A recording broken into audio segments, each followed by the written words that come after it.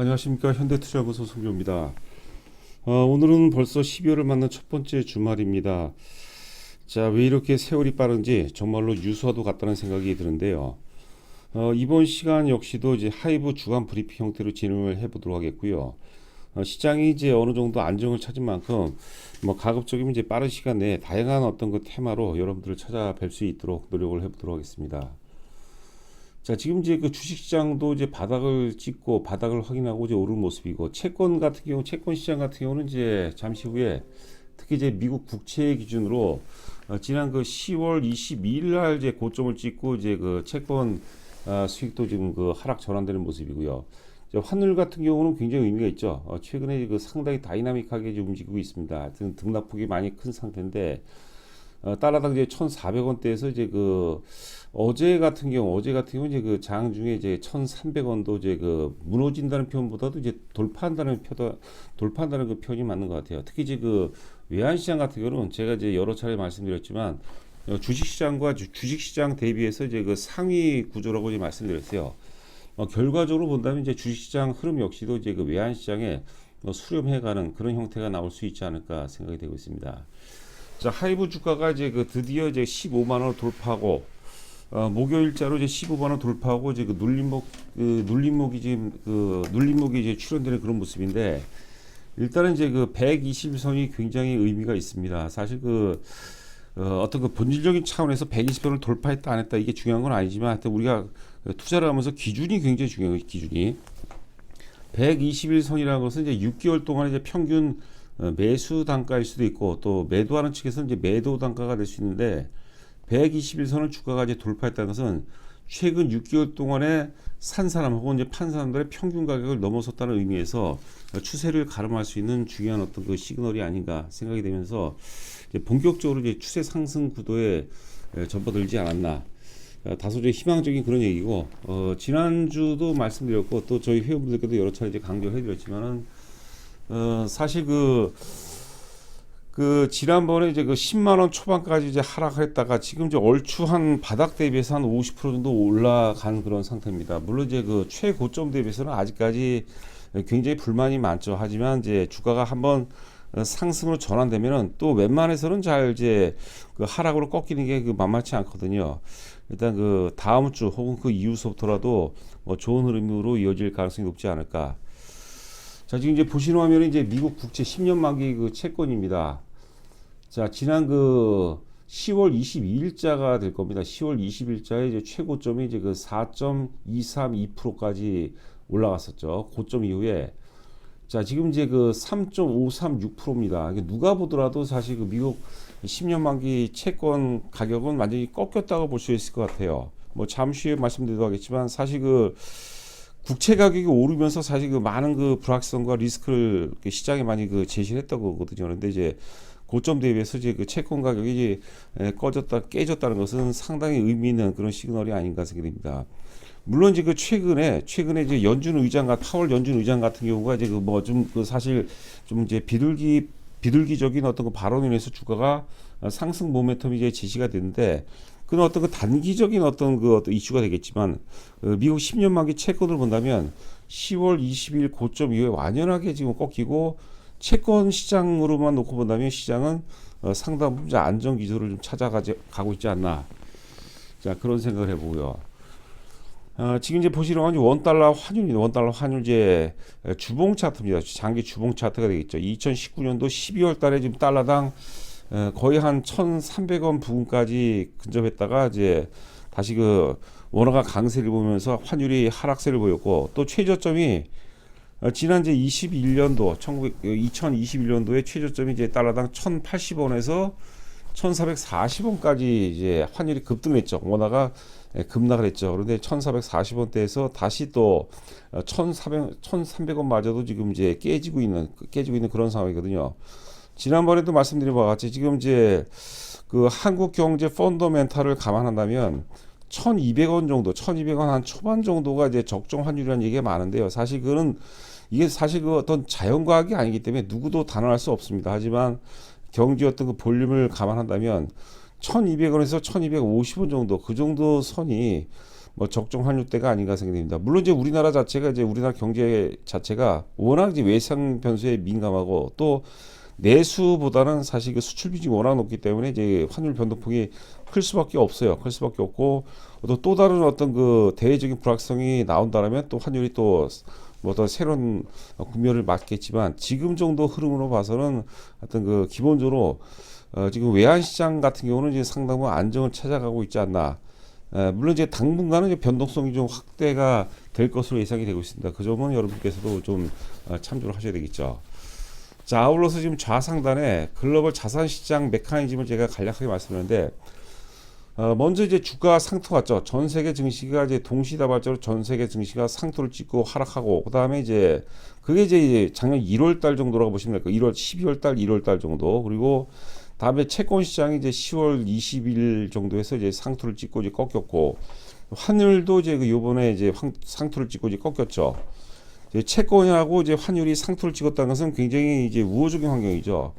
다만 이제 그 글로벌 자산 시장 중에서 부동산 시장 같은 경우는 이제 황금성이 다소 좀 떨어집니다. 그러니까 부동산 같은 경우가 이제 나중에 이제 반영되는 경우가 좀 많죠. 부동산 시장 같은 경우는 이제 계속해서 하락이 진행되는 그런 과정이 아닌가 생각됩니다. 그래서 주가가 일단 그 상투를 찍고 먼저 이제 바닥을 확인한 상태에서 상승 반전됐고, 채권 시장과 외환 시장은 지금 주식 시장에 상당 부분 유리한 환경을 제시하고 있지 않나. 마지막에 이제 부동산인데, 부동산 시장이 지금 얼마큼 하락할지는 좀 더 지켜봐야 될 것 같아요. 개인적인 어떤 경험에 의한다면 부동산 같은 경우 사실 주식 시장이라든가 채권 시장하고는 좀 같이 움직이는 구간도 있지만 좀 별개로 움직이는 구간도 좀 많이 있는 것 같습니다. 하여튼 좀 더 지켜봐야 되지 않을까 생각이 됩니다. 자, 보시는 화면에 주봉 차트 우리가 육안으로 보더라도 원달러 환율 시장은 이제 완연하게 이제 꺾였다 이렇게 보시면 될 것 같습니다. 자, 보시는 화면이 이제 상당히 중요하죠. 제가 앞서도 이제 강조하고 그동안 꾸준히 제가 이제 그 말씀드린 것처럼 그 자본시장의 메커니즘의 가장 상위가 사실 그 외환시장입니다. 외환시장, 그 다음에 두 번째가 채권시장, 주식시장, 그 다음에 원자재, 뭐 부동산 이런 순으로 보면 될 것 같아요. 자, 이제 외환시장을 보게 되면 자 위에 차트가 이제 그 코스피 일봉 차트가 되겠고요. 지난 그 1월서부터 올해 1월서부터 현재까지 차트가 되겠고, 아래 차트는 이제 아래 그림은 이제 그 원달러 환율입니다. 원달러 환율 역시도 기간은 이제 하루에 오차도 없이 동일합니다. 동일하죠. 역시 그 2022년 1월서부터 현재까지 일봉 차트가 되는데, 그 보시게 되면은 어때요? 뭐 예를 들어서 엔화라든가 이제 뭐 달러도 그렇지만 사실 그 외환 시장하고 이제 상관성이 없이 움직이는 경우가 있는데, 우리 이제 한국의 이제 코스피 시장 같은 경우는 절대적으로 이제 그 워낙 강세 속에서 오르고 워낙 약세 속에서 빠지거든요. 보시게 되면 이제 워낙 약세 속에서 환율 인상 속에서 주가가 계속해서 하락 추세를 보이다가 지난 10월 달에 어떻습니까? 환율이 고점을 찍고 달러당 이제 1,444원대에서 이제 고점을 찍고, 주식시장 역시도 코스피 기준으로 2,100포인트, 2,130포인트에서 바닥을 찍고 이제 상승 전환되는 그런 모습이죠. 그런데 재미있는 건 뭐냐면 주식시장의 상승폭 대비 지금 주식시장 상승폭 대비 외환시장이 급격하게 외환시장이 하락을 했죠. 환율이 하락을 했죠. 원화가 강세를 보였죠. 그래 보니까 지금 이제 예를 들어서 1,300원 정도 기준으로 봤을 때 외환시장이 이제 그 주식시장보다 상위 구조라고 그랬죠. 그렇다면 이제 그 코스피로 환산한다면 대략적으로 정확한 건 없죠. 하지만 대략적으로 한 2,600포인트 정도는 가야 되지 않을까. 지금 이제 코스피 지수가 이제 2,400포인트대 한 중반 정도 되거든요. 그러니까 지금 코스피 시장이 외환시장 대비해서 대략적으로 한 150포인트 정도 덜 올랐다. 이렇게 보시면 될 것 같아요. 물론 이제 정서적으로 봤을 때는 지금 사실 그 대외적인 리스크가 워낙 크다 보니까 외환시장이 이제 요동이 굉장히 컸어요. 그러니까 그 과매수 혹은 과매도 형태로 이제 진행되는 것이 많은데, 그런 점을 이제 참조를 해야 되는데, 여하튼간에 지금 외환시장 흐름으로 봐서는 1,300원대 전후에서 자리를 잡을 가능성이 있어요. 그렇다면 주식시장은 사실 그 한 2,600포인트 정도, 그 정도 부근은 가야지만 이제 외환시장과 같이 이제 우리가 동조화가 될 수 있는 그런 지수대가 아닌가 생각됩니다. 2,600포인트 의미는 예전에 많이 말씀드렸는데 사실 그것도 어찌 보면 의미가 없어요. 왜냐하면 이제 뭐 퍼라든가 혹은 PBR 같은 경우는 이제 계속 바뀌는 거거든요. 그러니까 우리가 주식 투자를 하면서, 주식 투자는 여러분들 이제 똑같은 행위를 반복을 잘 안 합니다. 이게 이제 자연과학은 거의 똑같죠. 뭐 1 플러스 1은 뭐 사실 2가 된다는 망고의 진리인데 이 주식시장은 틀려요. 주식시장은 계속해서 변화무쌍하게 이제 변화무쌍한 그런 흐름을 보이기 때문에 감안하더라도 하여튼 그 흐름 자체가 외환시장이 주식시장보다 이제 상위 구조에 있기 때문에 외환시장이 이제 어느 정도 자리를 잡는다면 주식시장은 외환시장 대비해서 양호한 흐름을 보일 것이다. 그 외환시장이 수렴하는 그런 형태의 어떤 흐름을 보일 것이다. 이거는 우리가 항상 염두를 하셔야 될 것 같습니다. 자, 그다음에 이제 그 본격적으로 이제 그 하이브에 대해서 우리가 살펴보도록 하겠습니다. 자, 오늘 그 12월 2일자 기사가 되겠습니다. 디스패치라는 이제 그 디스패치 기사가 되겠는데 RM이죠. RM이면 이제 그 BTS의 리더입니다.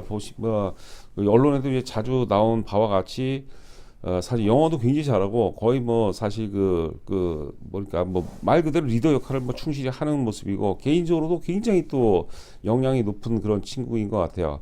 그냥 가수 정도 반열을 넘어서 뭐 거의 뭐 진짜 아티스트 개인적으로 뭐 그림이라든가 이런 다른 예술 영역에도 굉장히 또 이제 관심이 많은 그런 그 친구로 알고 있는데 여하튼간에 이제 인디고 솔로 앨범 인디고를 발표했다고 그러죠.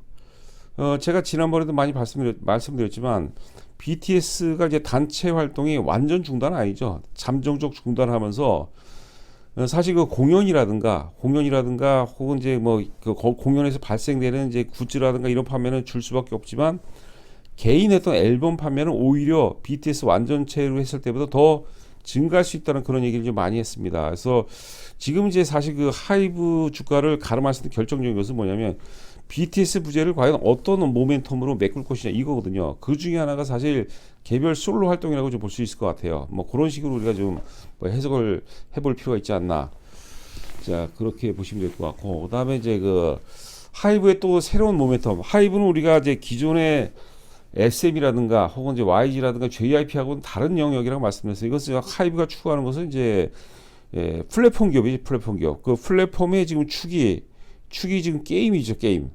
자, 인더서미드 BTS 뭐 잘 아실 겁니다. 구글 플레이 올해 2020년 올해 인기 게임 우수상을 받았다고 이런 것도 이제 굉장히 강력한 모멘텀이 될 수 있겠고, 제가 지난주 이제 주간 브리핑에서도 말씀드린 바와 같이 지금 이제 하이브 주가의 결정적인 어떤 그 모멘텀 역할 중에 하나가 그 중심이 하나가 BTS 부재를 다양한 어떤 모멘텀이 이제 극복을 해줄 텐데 그 중에 하나가 이제 게임일 가능성이 높다. 그리고 이제 방시혁 의장께서도 그런 얘기를 했다는 제가 이제 신문 보도를 또 여러분들께 말씀드린 적이 있던 것 같습니다.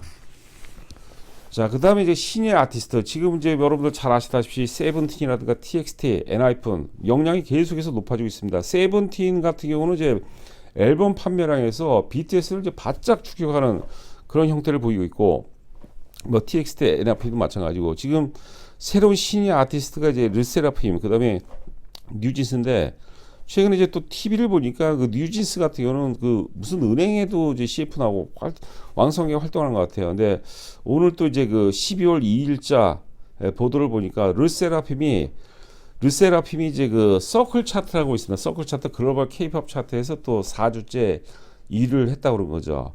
그리고 이제 12월 13일 날 입대하는 걸로 알고 있는데 제가 보기에는 이제 감각적으로 12월 12일 혹은 13일 정도 되면 하이브 주가가 뭐 시장 흐름을 봐야 되겠지만 하이브 주가는 크게 관계없이 크게 한번 또 점프할 수 있을 것 같아요. 자, 우리가 이제 가장 강조했던 게 뭐냐면 군대 불확성으로부터 해소라고 그랬죠. 그러니까 그것도 이제 감안하시면 될 것 같습니다. 하여튼 르세라핌이 서클 차트 글로벌 K-팝 차트에서 이제 4주째 1위를 하고 있다. 이런 것도 굉장히 중요한 모멘텀이 아닌가 생각이 됩니다. 자, 그리고 이제 그 키움증권 최근 보고서입니다.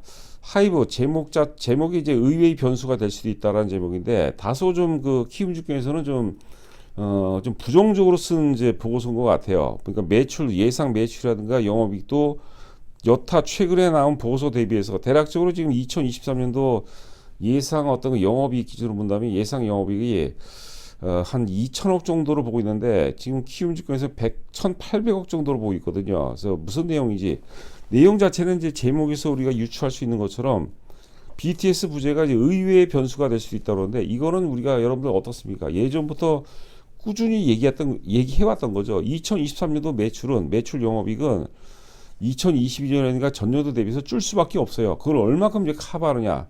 다른 모멘텀으로. 왜? 하이브가 추구하는 것은 특정 어떤 아티스트에 의존하는 게 아니라는 거죠. 일단 그 IP 기반, 특정 아티스트 지금 우리가 IP라고 하죠. IP 기반 확장성이죠.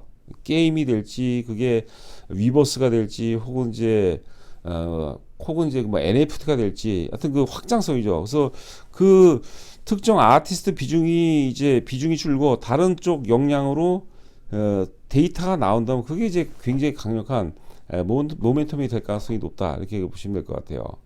뭐 4분기서부터 이제 BTS 콘서트 미개체 영향이 당연하죠. 그거를 이제 기본적으로 이제 기존 아티스트 중에서 BTS를 제외하고 세븐틴이라든가 이제 TXT라든가 엔하이픈이라든가 뭐 르세라핌 뉴진스 이런 그 신의 아티스트를 얼마큼 커버하는 것도 중요할 것 같고, 솔로 활동도 여기 좀 언급이 없었는데 솔로 활동도 굉장히 중요하죠.